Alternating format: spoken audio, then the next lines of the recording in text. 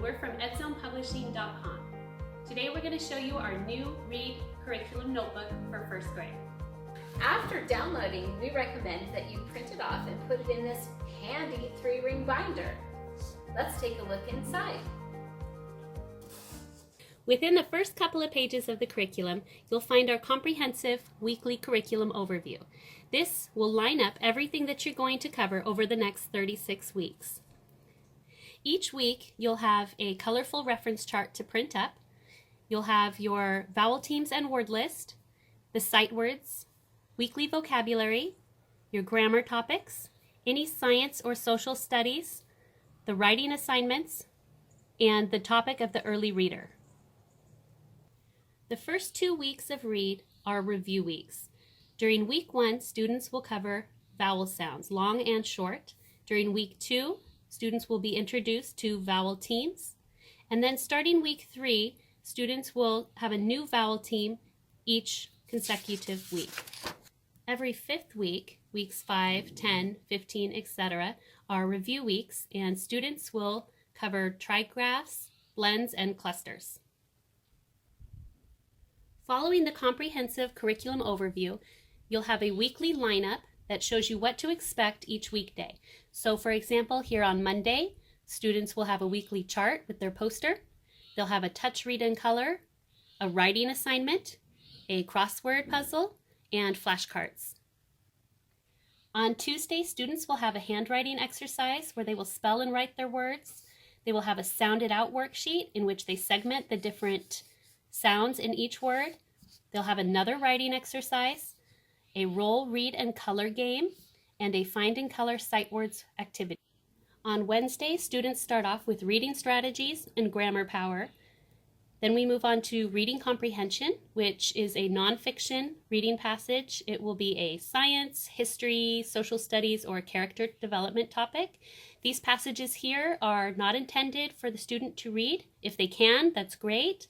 If not, we generally expect parents to be able to help students read right here. There's lots of new words and new vocabulary presented. We have a writing passage, a build a word activity, and a Play-Doh sight word playmat. On Thursday, students show off their reading skills by reading their weekly early reader. The assembly for these is super simple. We've included a link in here for you to follow with a video. Students also complete their vocabulary worksheet, a sight word activity page, their final writing assignment for the week, and a spin and bump game. During review weeks, weeks 5, 10, 15, etc., students will also be learning new fables and tales. We've included 8 different literacy units to cover, and each day is mapped out on the following schedule. At the start of the curriculum, you'll find resources to make your own daily writing notebook. This is super simple to set up. All you'll need is a spiral-bound notebook or a composition notebook. You can cut out and paste the cover and the printable pocket, and inside you can place the story starters. Each morning, ask your student to pull one of the story strips out of the pocket and to answer using complete sentences in their journal. In the first few pages of the curriculum, you'll find colorful printables you can use to make a daily reference folder. We've assembled this with 2 manila file folders by just gluing them back to back. This folder should be assembled prior to starting the curriculum, as many of the activities will be covered during the grammar portion each week. So just to review, we have an alphabet sounds chart, we have a short and long vowel sounds chart, the elements of a sentence, we have digraphs and apostrophes, we have a vowel teams and vowel sounds chart, bossy R,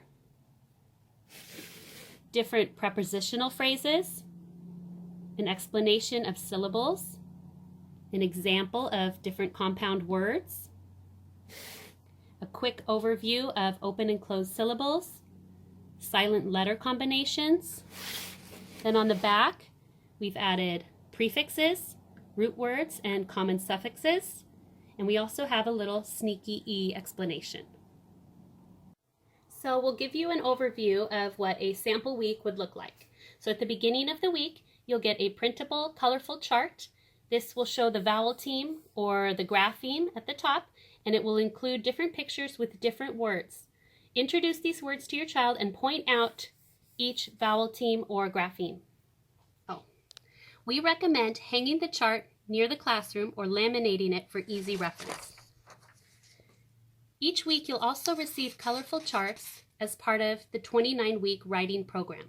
These might cover different topics depending on the week. So this week, for example, we're covering super strong adjectives and super strong verbs.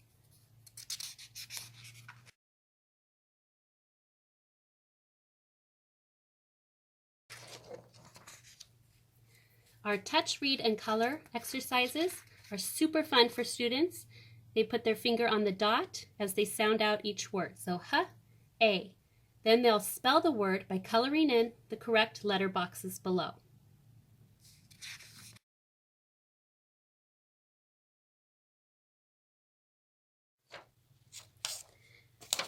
Next, students will work on their first writing assignment for the week. There are verbal reminders up here, as well as instructions to follow and check off as they complete each task.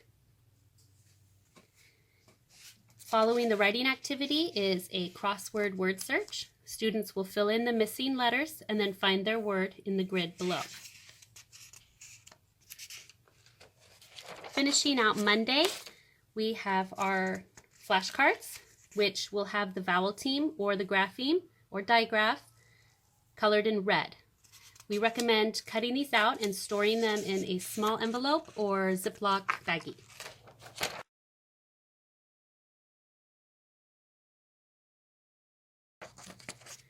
Tuesday starts with a handwriting exercise.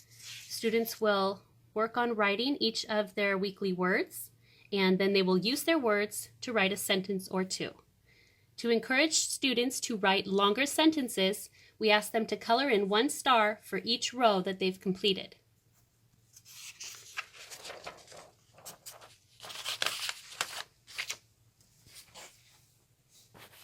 The second activity on Tuesday is our Circle and Write. This activity is for students to segment different syllable sounds in each word. So the beginning sound would be pla, the ending sound would be a, and then students write play on the line.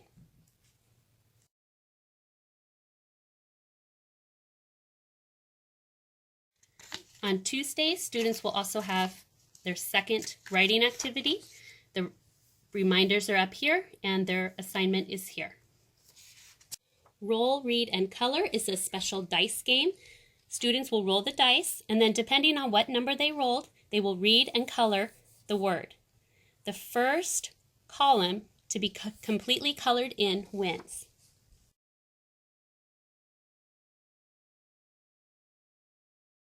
Find and color your sight words is another hands-on game. This can be used with bingo daubers or just color crayons if that's all you have.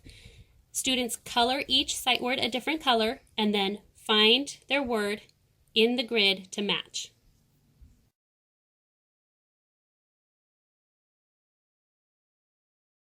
On Wednesday, students start off with our reading strategies. This is where they are going to put together the words into short phrases, building up to complete sentences.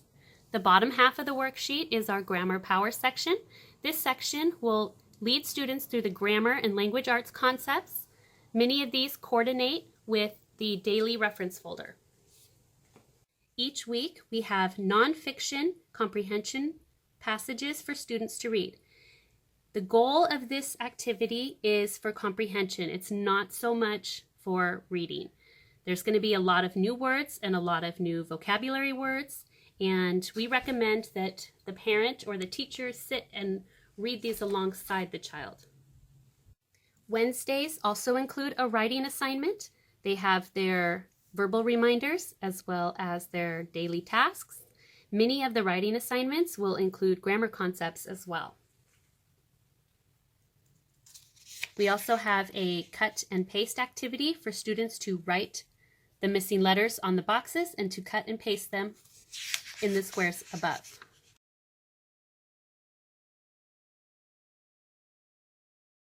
Every week, students will receive 2 new sight words and 1 review word.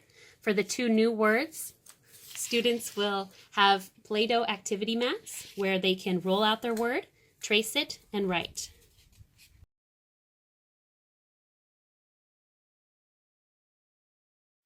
On Thursday, students put their skills to the test by reading an early reader. These are super simple to assemble. The story is just cut into strips and stacked on top of each other, stapled on the side.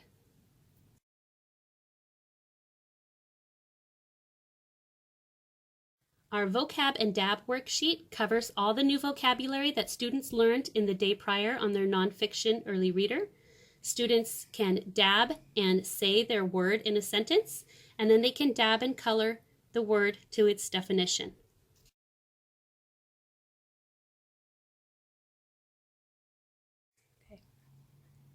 Thursday also covers sight word activities. This activity page will cover their 2 new sight words. Students will trace and find their sight word. They'll write their sight word. They will color in the hearts, so Y-E-S, Y-E-S, Y-E-S to spell their sight word. They will find their sight words in the grid below. It might be in there multiple times, forward, backward, vertically, diagonally. And finally, they will dip and dab with a small cotton swab Q-tip into paint to spell their sight word.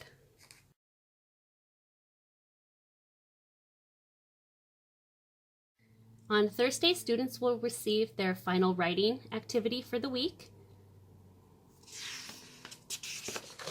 followed by a spin and bump activity game. Spin and bump can be a 2-player or a 1-player game, depending on if you have multiple students or not. Students will make a spinner out of a pencil and a paper clip. They'll spin, and depending on which picture they land on, they'll cover that picture with a counter. The next student will go, and they'll cover their word with a counter. The goal of the game is to get 5 in a row. However, if you land on gray and another person's counter is on gray, you can bump them off. So this game is super fun. It's a little competitive, but students will be reading their words in no time.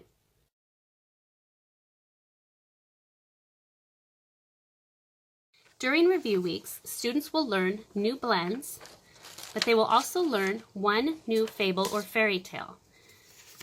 These booklets are a little bit longer than the weekly readers that students have been reading, so we recommend either reading this in small segments each day during review week or reading it to your student and then having them read it.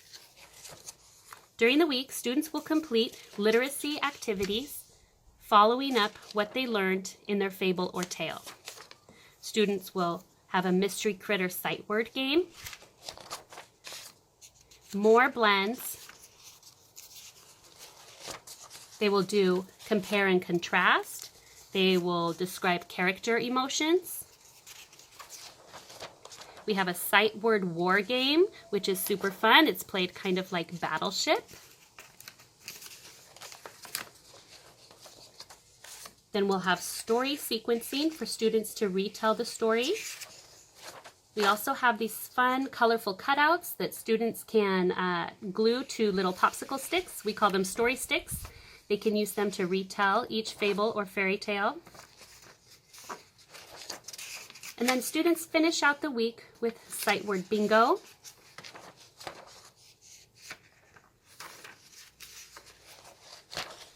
The problem and solution of a story. Foolish fairy tales. These are played kind of like Mad Libs. Students will fill in adjectives and verbs. They're super silly. Kids love to read them. And finally, dots and boxes, which is kind of played like, I think it's called dots, where students will roll a dice. They'll find a word. So if they rolled a 2, they'd have SC. So they'd find a word like scooter, and they would get to draw 1 line that's surrounding scooter. And then the next person would go. If they're the one to close the box, then they get to color it in for a point.